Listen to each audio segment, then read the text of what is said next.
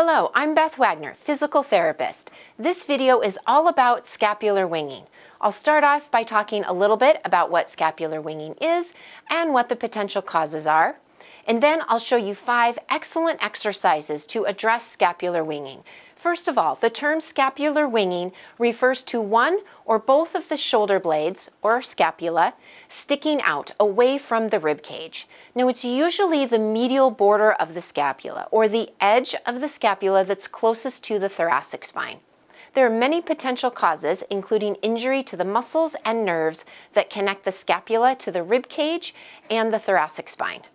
The most common is an injury to the long thoracic nerve, which innervates the serratus anterior muscle.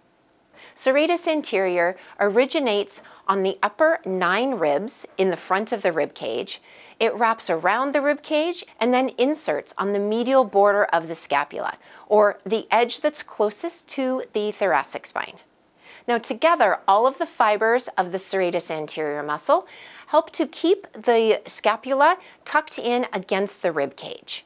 Weakness in the serratus anterior muscle allows the scapula to come off of the rib cage, to wing.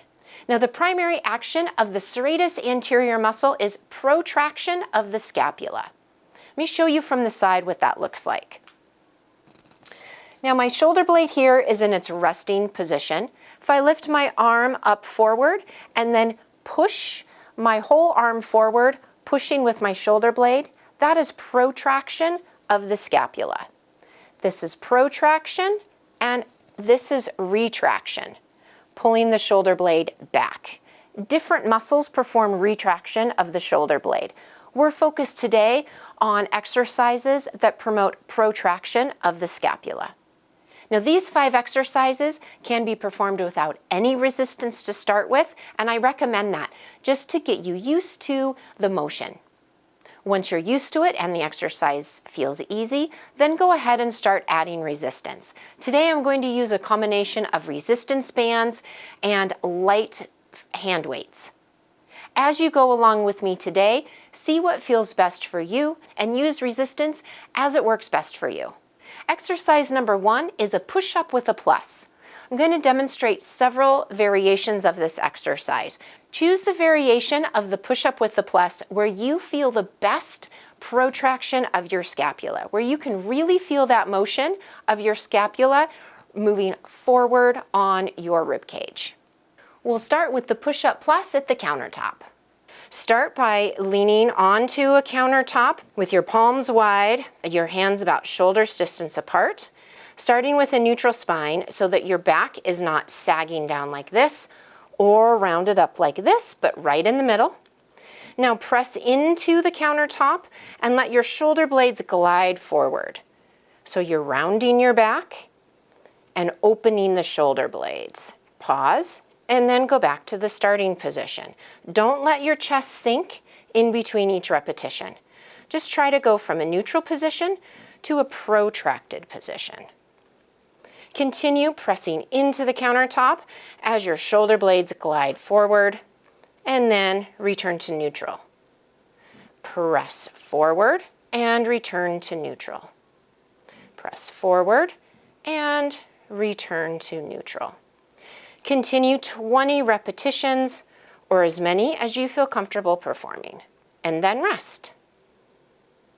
Okay, for the push-up with the plus on your knees, start with your hands just below your shoulders and reach your knees out into a plank position. Start with neutral spine, meaning that you're not letting your chest sag and you're not rounding your back, but you're right in the middle. Now press your hands into the table and glide your shoulder blades forward so that your back is rounding. And then return to the starting position. Press into the table, glide your shoulder blades forward, and return to the starting position. Continue going from this neutral position to a protracted position. Back and forth with slow, steady motion. Perform 20 repetitions. The next exercise is a press. This can be done with a resistance band or with a dumbbell. I'll show you both. Taking your resistance band, place it just underneath your shoulders. Okay. Okay, lie comfortably on your back with your knees bent and your feet flat on the surface, holding the band with a little bit of resistance so that your hands are just above your shoulders. Rest your elbows along your sides comfortably. Lift your arms up toward the ceiling, bringing your fists up toward the ceiling. This is the starting position. From here, press your hands up toward the ceiling, lifting your shoulders away from the table, letting the scapula slide, and letting your back round. Pause, and then lower your shoulders back toward the table, keeping your hands lifted. Again, lift your hands toward the ceiling, sliding your shoulder blades forward. Pause, and slowly lower your shoulders. Now, this isn't a huge movement. It's fairly subtle, depending on the amount of motion that you have available. You should feel this behind the shoulder blades and wrapping around the side of your chest. Okay, continue. Reach your hands up, let your shoulder blades slide forward, pause, and slowly lower back down. Lift up, separating the shoulder blades, punching forward, and slowly lower. Continue with slow and smooth motion, lifting up and lowering. Use control and intention to push and slowly lower back down. Perform 15 repetitions or as many as you feel comfortable doing, and then rest. Now, using resistance in the form of a hand weight, I'm going to demonstrate this using a soup can. This is just shy of a pound. It's 13.5 ounces. Feel free to use something you have around the house that weighs about a pound or so, or a dumbbell. Start light and work your way up as you get stronger and feel more comfortable performing this exercise. Now, when you're using the weight, you can perform this exercise one side at a time or both at the same time. I'll show you with one arm since I did both arms at the same time using the resistance band. We'll use the same starting position, lying comfortably on your back with your knees bent, feet flat on the table, arm elevated with your hand reaching toward the ceiling. And begin by pressing your arm up, letting your shoulder blades slide forwards. Your shoulder will come up off the table. Pause, and then lower back down. Continue pressing your hand and arm up and slowly lower. You want to be feeling this muscle in the side of your chest and underneath the shoulder blade do this work. Continue pressing your hand up, pause, and lower. Perform 15 repetitions on the left side, and then go ahead and repeat on the right side. If you have scapular winging only on one side, feel free to emphasize that side when doing these exercises. You might also consider doing them on both sides just to maintain balance between the left and the right side. See what feels best for you. The last exercise is plank to downward dog. We'll start on hands and knees and go into a plank either on your knees or your toes. First, I'll show you on the knees. So I'm going to lower my hips so that I'm in a plank position. We'll move into a downward dog position, and I'm going to be pushing, gliding my shoulder blades forward as I do that. Keep your head aligned with your spine, so your head isn't up or tilted down, but right in line. Okay, so from plank on the knees, I'm going to push up onto my toes, push my hips up in the air, and press my shoulder blades forward. So I'm pushing my arms down into the table and press back as far as you feel comfortable going. Pause, and then return to either plank on your toes or plank on your knees. Okay, now I'll show you that from plank on the toes. From plank on your toes, we'll push back into downward dog. I'm going to push my hands down into the table and away from my shoulders, gliding my shoulder blades along my rib cage. Pause and return to the starting position. Press down, push the shoulder blades forward, and rock back onto your toes. Pause and come back to the starting position. The last two exercises are Y's and T's.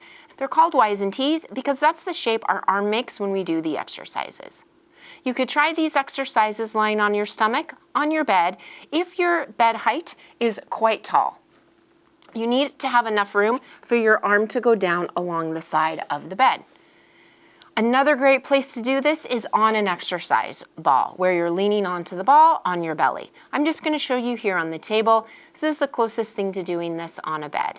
You could also try this on the edge of a couch, also if the couch is tall off the floor. Okay, I'm going to start on my stomach with my hand over the side of the bed. You could also try this exercise first without any weight, just to see how it feels, and then gradually add weight as you can. Okay, so with my hand off the side, the first one we'll do is the Y. Okay, I'm going to lift the can up and out to the side about 45 degrees, leading with my thumb or the top of the can. Pause and lower. Make sure to keep the top of the weight, or the can in this case, going up toward the ceiling. Don't turn your hand down this way. Keep your hand pointed, thumb up toward the ceiling. And lower. Each time you lift, think of starting this motion in your shoulder blade so that you're actually pressing down with your shoulder blade as you lift the arm up. Press down with the shoulder blade, lift your hand up as high as you can, and then slowly lower. Continue with slow, smooth motion and control as you lift and as you lower. Perform 15 repetitions or as many as you feel comfortable with. Start with what you can do and gradually add up as you practice this session by session. Next is the T. We'll start in the same position, your arm hanging down. Lift the weight out to the side to form a T. This time the back of your hand is going to go up toward the ceiling instead of your thumb. Pause and then lower. Lift as high as you can, pause, and then lower. Similar to the Y, start this motion by squeezing the shoulder blade, pressing down with the shoulder blade as you lift your arm. Continue smooth, slow motion with control as you lift and control as you lower. Perform 15 repetitions or as many as you can do to start with, and then gradually increase as your strength improves. I hope you found these 5 strengthening exercises helpful for you to address scapular winging and ultimately to do everything you love to do in your daily life. Now, just as with any muscle weakness, it takes time to strengthen the muscle in order to bring the shoulder blade back into the rib cage and to restore proper body mechanics of the shoulder blade. If you like this video, please give it a thumbs up and subscribe to my channel. That not only helps me with the growth of my channel, but it also tells YouTube that this information is helpful. And that encourages YouTube to share it with other people who would benefit from its contents.